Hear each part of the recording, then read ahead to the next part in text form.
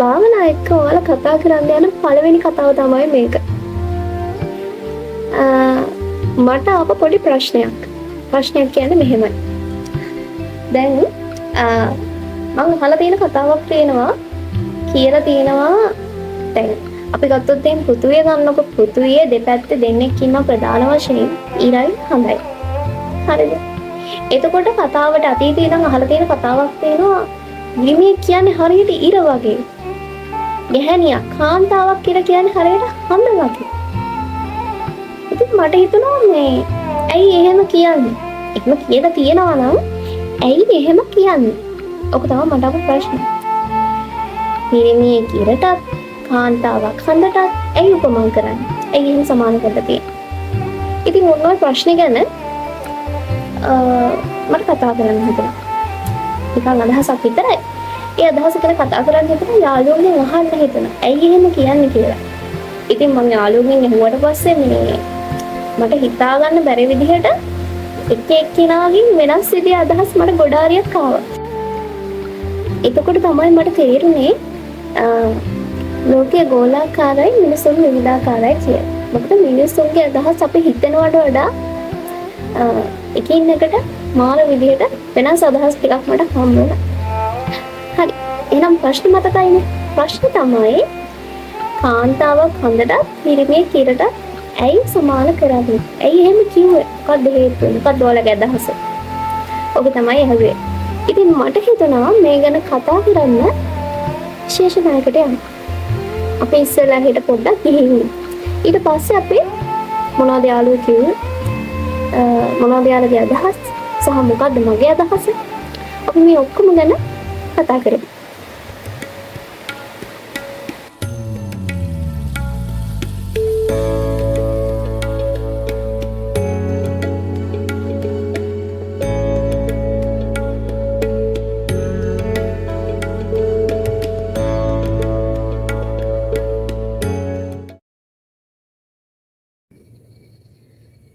සුබ දවසක් වේවා යාළුවෝ ඔයාලා හැමෝටම. ඉතින් මං කිව්වා වගේ විශේෂ තැනකට ආවා. ඉතින් ඔයාලා මාව මේ දකින්නේ අපි මේ හම්බ වෙන්නේ ඉසින් බස්සගල රජමහා විහාරේ.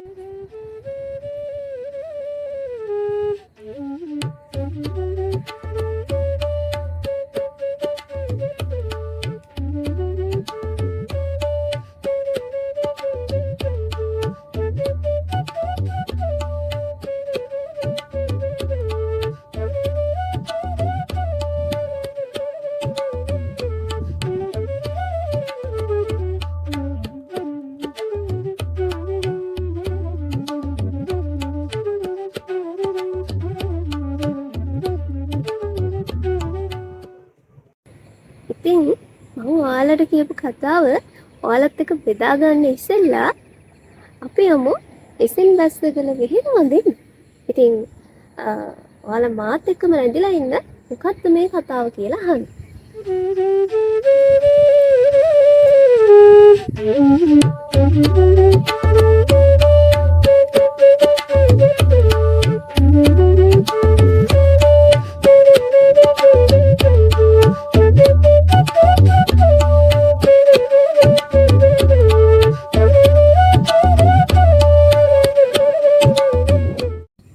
ඔයාලට මතකද අපි මේ ආපු පූජනීය ස්ථානයේ නම ඉසින් බැස්සගල. ඉතින් අතීතේ ඉඳන් ඇයි මෙතනට ඉසින් බැස්සගල කියලා ව්‍යවහාර වුණේ? ඔයගොල්ලෝ අහලා ඇති අතීතයේ ඍෂීන් වහන්සේලා අරහතුන් වහන්සේලා අහසින් වැඩිය අහසින් ගමන් කරපු කාලයක් තිබ්බා කියලා. ඉතින් ඒ ඍෂීන් වහන්සේලා අතීතයේදී අහසින් ගමන් කරලා නිහිමතට වැඩිය නිහිමතට පතිත වුණු ස්ථානය තමයි අතීතයේ ඉඳන් මේ ඉසින් බැස්සගල කියලා ව්‍යවහාරය පවතින්නේ. ඉතින් මගේ ගවේෂණයේදී මට හම්බුණු සුවිශේෂී ඍෂීන් වහන්සේ නමක් තමයි චරක ඍෂීන් වහන්සේ කියලා කියන්නේ. ඉතින් මේ චරක ඍෂීන් වහන්සේගේ තියෙන ඉගැන්වීම් මොනවාද? අපි බලමු චරක ඍෂීන් වහන්සේගේ මූලික ඉගැන්වීම මොකක්ද කියලා.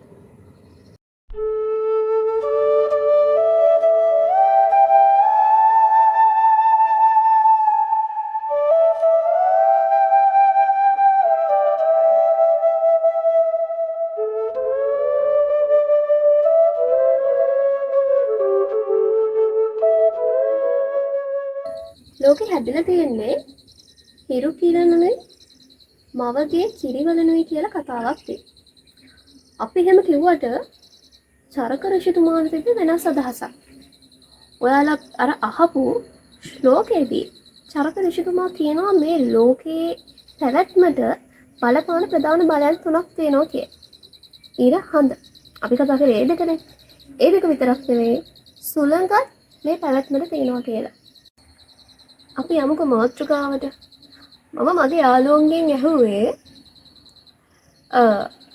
ඉර පිරිමියාට උපමා කරනවා නම් හඳ කාන්තාවට උපමා කරනවා නම් ඒ ගැන මොකක්ද ඔයාලගේ අදහස කියලා. ඉතින් චරක ඍෂිතුමා මේ ජීවයේ පැවැත්මට බලපාන ප්‍රධාන බලයන් තුනක් ගැන කතා කරානේ. ඉතින් ප්‍රධාන දෙන්නෙක් තමයි මේ ඉර සහ හඳ කියන්නේ. ඉතින් මං අන්න ඒ දෙක තමයි ගලවලා ගත්තේ මගේ කතාවට. ඉතින් අපි අහලා තියෙනවා ඉරයි හඳයි පවතින තුරාවට මේ ලෝකය පවතිනවා කියලා. ඉතින් ලෝකේ එහෙම පවතිනකොට මේ මිනිස්සුන්ගේ පැවැත්ම තීරණය වෙන්න ප්‍රධාන දෙන්නෙක් ඉන්නවා. ඒ තමයි අම්මා සහ තාත්තා. මව පියා. එතකොට මව කියලා කියන්නේ කාන්තාවක්, පියා කියලා කියන්නේ පිරිමියෙක්. ඉතින් අතන ඉරයි හඳයි ඉන්නවා, මෙතන පිරිමියා සහ කාන්තාව ඉන්නවා. ඉතින් ඒ නිසා තමයි මාතෘකාව ගත්තේ ඉර පිරිමියා වගේ හඳ කාන්තාව වගේ කියලා. හොඳයි. එහෙනම් ආපහු අපි යන් කතාවට. ඉතින් බස් එකට එහෙම ගිහිල්ලා ඔයාලත් මාත් එක්කම පුදුන් වැදලා ආවනේ. හරි. දැන් යන් කතාවට. මෙහෙමයි. මං කොහොමද මට ගොඩක් විවිධාකාර අදහස් හම්බුණා කියලා. මේ ඉතින් ඒ ගත්ත අදහස් වල ස්ක්‍රීන්ෂොට් ටික මගේ අතින් නැති වෙලා. මොකද මම මේ කතා කරන වීඩියෝ එක ගන්නේ කියන්නේ මේ ප්‍රශ්න ටික අහලා ටික කාලයකට පස්සේ. ඒකයි යන්නේ. හරි. මම කෙටියෙන් කියන්නම් මට ආපු අදහස් ටික එකතු කරලා ගත්තොත් එහෙම මම ඒ ටික එකතු කරලා පොඩි ප්‍රශ්න දෙකක් හැදුවා. ප්‍රශ්න දෙකක් හැදුවා. ඒ ප්‍රශ්න දෙක මූලික කියන්නේ ඒ ප්‍රශ්න දෙකෙන් අහන දෙක මූලික කරගෙන වගේ අදහස් ටිකක් තමයි මට ආවේ. ඉතින් අන්න ඒ හින්දා මම ඒ ගැන කතා කරන්න හිතුවා. හරි. පළවෙනි ප්‍රශ්නේ මොකක්ද? අපි යමු පළවෙනි ප්‍රශ්නෙට. දැන් මට ගොඩක් අය කතා කරපු පළවෙනි දේ තමයි මේ ප්‍රශ්නේ කොට පළවෙනි අදහස. මේ අදහසත් එක්ක අපි ඉස්සෙල්ලා කතා කරමු. මට කියපු පළවෙනි දේ තමයි දැන් ඉර කියලා කියන්නේ සාමාන්‍යයෙන් දවල්ටත් එළිය දෙනවා. එයා තමයි සාමාන්‍ය ප්‍රබලයා වගේ ඉන්නේ නේද? ඉතින් මේ දැන් රැයට හඳ ආලෝකමත් වෙන්නේ ඉර ආලෝකය අරගෙනනේ. ඉතින් ඉර තමයි ප්‍රබලයා වෙන්නේ. හරිද? දැන් එතකොට සමාන කරේ කාටද ඉර? ඉර සමාන කරේ පුරුෂයාට. හඳ සමාන කරේ කාන්තාවට. හරි. එහෙනම් පුරුෂයානේ මෙතන ප්‍රබලයා. එහෙනම් මේ මෙතන කාන්තාවක් ගැන කතා කාන්තාව නිකන් පහත් කරනවානේ පුරුෂයා ඉහළ අරගෙනනේ. මේ ආපෝසර පුරුෂාධිපත්‍යයක් ගැන කියන උපමාවක් නෙමේක. පුරුෂාධිපත්‍යයක් ගැන කියන උපමාවක්. ඉතින් මේක ගැලපෙනවද? අන්න ඒක තමයි මට ආපු අදහස් වලින් ඉදිරිපත් වෙච්ච පළවෙනි අදහස. හරි. දෙවෙනි අදහසත් ඕකේම තව එකක් තමයි අපි දෙවෙනි අදහස ගැන කතා කරන්නේ ඉස්සෙල්ලා පළවෙනි අදහස ගැන කතා කරමු. ඇත්තටම පුරුෂාධිපත්‍ය ගැනද මේ කතා කරන්නේ. කාන්තාවගේ බලය අඩුයි කියන එකද මේ පෙන්වන්නේ. මේකද මේ කතා කරන්නේ. මේක ගැන මේ ගැන කියන්නද මේ දෙකට උපමා කරේ. මේ ගැන කියන්න. හරි. එක එක කෝණ වලින් බලන්න පුළුවන්. ඉතින් ඔයාලටත් ඔයාලගේ මොකක් හරි අදහසක් ඇති. ඉතින් මම යාළුවන්ගෙන් අහුවා වගේ මට ඔයාලගෙන් අහන්න බෑ. ඒකට ඔයාලට තියෙන කමෙන්ට් බොක්ස් එක ඔයාලගේ අදහස ඉදිරිපත් කරන්න. කිසිම සීමාවක් නැහැ. ඔයාලට හිතෙන අදහස ඔයාලගේ අදහස ඔයාලට ඉදිරිපත් කරන්න පුළුවන්. හරි. එහෙනම් අපි යන් කතාවට. හරි. ඉරයි හදයි දෙපැත්තේ ඉන්නකොට පෘථිවිය මැදින් ඉන්නවා. ඉතින් ඊට තමයි අපේ ප්‍රධාන බල ශක්තිය. පෘථිවියේ ඉන්නේ අපි. ඉතින් අපිව බලාගන්නේ මෙන්න මේ ඉරයි හඳයි දෙන්න දෙපැත්තේ ඉඳන්. දවල්ට ඉර මූලික වෙලා ඉර නැති වෙලාවට හඳ ඇවිල්ලා අපිව බලා ගන්නවා රැට. ඉතින් ඉරයි හඳයි අපිව එහෙම නැත්නම් මේ පෘථිවිය බලා ගන්නවා වගේ අර මම කලින් කතා කරද්දී කිව්වනේ. මේ ප්‍රධාන දෙන්නෙක් තමයි අපේ මේ පැවැත්මට බලපාන දෙන්නෙක් තමයි මේ ඉර සහ හඳ කියලා. ඉතින් ඒ වගේම තමයි අපේ පැවැත්මට ඉන්න ප්‍රධාන දෙන්න තමයි අම්මා සහ තාත්තා කියලා කියන්නේ.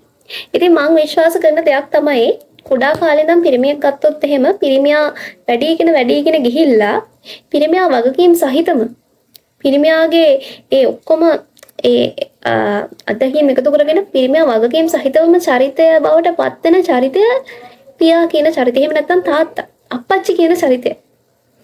කාන්තාව ඒ විදිහට ගිහිල්ලා කාන්තාවක් තමන්ගේ වගකීම් වැඩිම චරිතයේ විදිහට කාන්තාවකින් පිළිඹවන වගකීම් වැඩිම චරිතයේ විදිහට මම දකින්නේ මව කියන චරිතය, අම්මා කියන චරිතය. ඉතින් මං හිතනවා කෙල්ල පොල්ල කියන තැන ඉඳන්ම ඒ වගේ මේ අම්මා තාත්තා කියන තැන මේ ඉර සහ හඳ කියන දෙකට උපමා කරොත් කොහොමද මේ චරිත දෙකට ගැලපෙන්නේ කියලා ගොඩක් කතා කරා. ප්‍රධාන වශයෙන් කතා කරන්නේ මොකද අපි පරිපූර්ණ නැකගෙන ගිහිල්ලා කාන්තාව සහ පිරිමියා කියන දෙන්න ඉන්න විශේෂ චරිත දෙකක් තමයි ඒ චරිත දෙක නිසා. හරි. ඉස්සෙල්ලා නිකන් මෙහෙම එකක් කියන්නම්, පොඩි කවියක් මතක් වුණා කියලා ඉන්නා. පොඩි දුවගේ සිනාවැලයි පොඩි පුතුගේ කතා පෙළයි සිය බිරිඳගේ සෙනෙහි වැලයි මගේ නිවන මගේ පැල්පතයි. මගේ නිවන මගේ පැල්පතයි කියලා කියන කවුද මේ? ගෙදර ගෘහ මූලිකයා. එහෙම නැත්නම් ගෙදර තාත්තා කියන්නේ. තාත්තා කියනවා ගෙදර දුවෙක් ඉන්නවා, ගෙදර පුතෙක් ඉන්නවා. දුවගේ hina හඬයි, පුතාගේ කතාව පෙළයි, ඒ වගේම සිය බිරිඳගේ සෙනෙහි වැලයි. ඉතින් මේක පැල්පතක්. පැල්පතක් කියලා කියන්නේ මේ මාලිගා නැහැ. ලොකුවට මේ අඳින්න ලස්සන රෙදිපිලි නැහැ. නිදා ගන්න හොඳ මේ යහනා නැහැ. පැල්පතක් තියෙන්නේ. හැබැයි මගේ නිවන කියලා කියන්නේ අපි දුක නැති කරලා සතුට හොයාගෙන යන උපරිම තැන. නිවෙන්න තියෙන තැන. ඉතින් ඒ වගේ තැනක් නිවෙනවලු. කොහොමද නිවෙන්නේ? අර පවුල කියන තැන ඉඳන්. ඉතින් පවුල කියන තැන නිවන තිබිලා තියෙනවලු. හරි. ඇයි ඒ කතාව කිව්වේ? හරි. ඒ කතාව කිව්වේ ඇයි කියලා කියන්නම්. ආපහු පොඩ්ඩක් ඉර හඳ ගාවට ඇවිල්ලා. ඉර කියලා ගත්තොත් එහෙම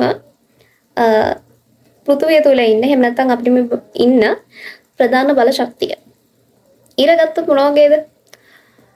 ලুকু ආලෝකයක් තියෙනවා. හරිම ආලෝකමත්. ඒ වගේම හරි ගැඹීරයි නේද? හරිම ගැඹීරයි. රස්නේ ඉරට පුළුවන් ලෝකයක් එළිය කරන්න. ඒ වගේම රස්නේ පුච්චන්නත් පුළුවන්. ඉතින් අපි ගත්තොත් එහෙම මේ කුඹුරු, මේ ගස්වැල්, අතු, මේ හැමෝම පෝෂණය වෙන්න අවශ්‍ය ප්‍රධාන ශක්තියක් තමයි ඉර කියලා කියන්නේ. එයාගෙන් පෝෂණය වෙනවා. හරියට ගෙදර තාත්තා වගේ. තාත්තා තමයි ගොඩක් වෙලාවට ගෙදර පෝෂණය කරන්නේ. ගොඩක් වෙලාවට තාත්තා මූලික වෙලා තමයි මේ පවුල මේ හැමෝම බලාගන්නේ, පෝෂණය කරන්නේ. හරියට ඉර වගේ. ඒ වගේම තමයි දැන් ඉරේ රස්නේ එකම විදිහට තියෙන්නේ නැහැ නේද? ඉරේ රස්නේ වෙනස් වෙනවා. උදේට ගත්තොත් එහෙම මේ මහා තද රස්නයක් නෙවෙයි තියෙන්නේ. හිමිදිරිය ගත්තොත් එහෙම මේ ඉර හිමීට නැගගෙන එන්නේ. ඉතින් සාමාන්‍ය එහෙම මහා රස්නයක් නෑ. සිසිලසක් තියෙනවා. හැබැයි දවල් වෙනකොට චුට්ටක් රස්නේ වැඩි. ඉර මුදුන් වෙලා තියෙන වෙලාව. ආයේ හවස් වෙද්දී ඔන්න ආයේ රස්නේ අඩු වෙගෙන යනවා. ඉතින් වෙලාවල් තුනට අවස්ථා තුනක් තියෙනවා. තාත්තත් එහෙම තමයි. තාත්තා ළමයිට සැර වෙන්න ඕන වෙලාවට සැර වෙනවා. අනිත් වෙලාවට මොන හරි තාත්තා මේක දෙන්න කියලා ඉල්ලනකොට තාත්තා අරන්න දෙන්නේ නැහනේ. තාත්තා බලන්නේ Taman නොකා හරි දරුවන්ගේ බඩගින්න නිවන්නනේ. ඉතින් අන්න ඒ වගේ. ඉතින් ඒ වගේ ආදරේ හැබැයි සැර පෙන්නන්න ඕන වෙලාවට සැරයි. අම්මට සාපේක්ෂව නේද? හරි. ඉතින් දැන් මම මේ කතා කරේ තාත්තා ගැන. ඊටත් එක්ක තියෙන පොඩි සමානකම් ගැන තමයි මේ කතා කරන්නේ. නැත්නම් පිරිමියා ගැන. හරිනේ. හරි. දැන් පොඩ්ඩක් යන්කෝ හඳ ගත්තොත් එහෙම. හරි තැම්පත්, සෞම්‍යයි, නිවෙනවා. වැදගත්ම දේ නිවෙනවා. නිවන්න පුළුවන් කෙනෙක් හඳ කියලා කියන්නේ. ඉතින් කාන්තාවක් ගත්තොත් එහෙම සාමාන්‍යයෙන් කාන්තාවගේ චරිතය පොදුවේ පෙන්වන ගුණාංග ටිකක් තමයි ඔය. තැම්පත්, සෞම්‍යභාවය, ලාලිත්වය, ඒ වගේම වැඩි කතා නොකරන මේ නිවීම කාන්තාවක් තුළ දකින්න තියෙන ලස්සන ලක්ෂණයක්. ඉතින් හඳෙත් තියෙනවා මේක. හඳ හරිම සිසිලසයි. ඉතින් මෙතන කතා කරන්න තියෙන විශේෂ දෙයක් තමයි දැන් මෙතන අහපු ප්‍රධාන දෙයක් තමයි මෙන්න මෙතනින් තමයි ආවේ ප්‍රධාන දෙයක්. දැන් රැට අපිට ආලෝකයක් දෙන්න හඳ ඉන්නවනේ. හැබැයි හඳ ආලෝකය ගන්න තිරෙන්නේ නේද? හඳ ආලෝකය ගන්න තිරෙන්නේ. ඒක ගොඩක් අය කිව්වේ මේ ඉර ඔන්න පුරුෂාධිපත්‍ය ගැන කතා කරා. ඉරේ ආලෝකය අරන් ඉතින් ඒත් මේව කරන්නේ. ඔව්. හඳට ඉරට තරම් ආලෝකයක් නැහැ. මේ ලෝකයේ පෘථුවිය ආලෝකමත් කරන්න මේ පෘථිවිය ආලෝකමත් කරන්න රැට කරවලයි. ඉතින් මේ කරවල වෙලාවට ආලෝකය දෙන්න ඕනේ. ඉතින් ඒ හඳේ ආලෝකය තමයි අපිට තියෙන්නේ. ඉතින් ඒකට යට ශක්තියක් උනේ කවුද ඉර? හරියට කාන්තාවකට පුරුෂයෙක් ශක්තියක් වෙනවා වගේ. ශක්තියක් වෙලා ඉන්නවා. හැබැයි හඳ අකමැත්තෙන් දුන්නේ නැහැ. තමන්ට තියෙන ශක්තිය තමන්ට පුළුවන් උපරිමයෙන්ම මේ පෘථිවියට ලබා දුන්නා. එයාට පුළුවන් ආලෝකය පැතිරුවා. ඉතින් කාන්තාවකගේ ගමනේදී තිරමේ අම්මට තාත්තා ශක්තියක් වෙනවා වගේ, දරුවන්ට තමන්ගේ තාත්තා ශක්තියක් වෙනවා වගේ. ඉතින් ඒ වගේ ඉර ශක්තියක් වෙනවා. ඇත්ත. ඉරට ශක්තියක් වෙන්න පුළුවන් නේ. හැබැයි කාන්තාව කියන කෙනාගේ ගුණය බලන්න. අම්මා කියන තැනට යන්න. අම්මා කියන කෙනාගේ ගත්තොත් එහෙම තමන්ගේ සෝ කැමැත්තෙන්ම තමන්ගේ උපරිම තියෙන ශක්තිය යොදවලා මේ පවුල වෙනුවෙන් එයාගේ හැම කැප කිරීමක්ම කරනවානේ. හරියට හඳක් වගේ. ඉතින් කොච්චර නිහතමානී ගුණයක් දැයට තියෙන්නේ. ඇය තමන්ගේ සෝ කැමැත්තෙන්ම ඒ හැම දෙයක්ම කරනවා. ඉතින් කාන්තාවක් කියලා කියන්නේ අම්මා කියන ඒ වගකීම් සහිත චරිතයට ආවට පස්සේ ගොඩක් වෙලා ආවට පස්සේ අන් ඒ වගේ